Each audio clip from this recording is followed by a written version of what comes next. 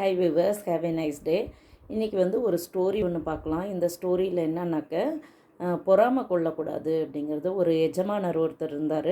அவர் வீட்டில் ஒரு நாய் ஒன்று வளர்த்திட்டு இருந்தார். அந்த குட்டி நாய் வந்து அவரோட பெட்டு கூட ஜாலியாக விளையாண்டுட்ருக்கோம். அதை வந்து வெளியில் ஒரு கழுதை வச்சுருப்பார் துணியெல்லாம் சுமக்கிறதுக்காக. அந்த கழுதை பார்த்துக்கிட்டே இருந்து இந்த நாய்க்குட்டியை மட்டும் உள்ளே வச்சிட்ருக்காங்க, நம்மளை மட்டும் வெளியே வச்சுருக்காங்களே அப்படின்னு சொல்லிட்டு என்ன பண்ணுமா, ஒரு நாள் வருத்தப்பட்டுக்கிட்டு உள்ளே போய் அந்த எஜமானர் மாதிரி அந்த எஜமானர்கிட்ட அந்த நாய்க்குட்டி மாதிரி குதிக்குமா. அப்போ வந்து அவர் வந்து அதை வந்து அடி போட்டு துரத்தி விடுவாராம். அதை பார்த்த உடனே அந்த நாய் வந்து சிரிக்குமா. அந்த கழுதை வந்து ஐயோம்மா எதுக்குடா உள்ளே போகணும் அப்படின்னு நினைக்குமா.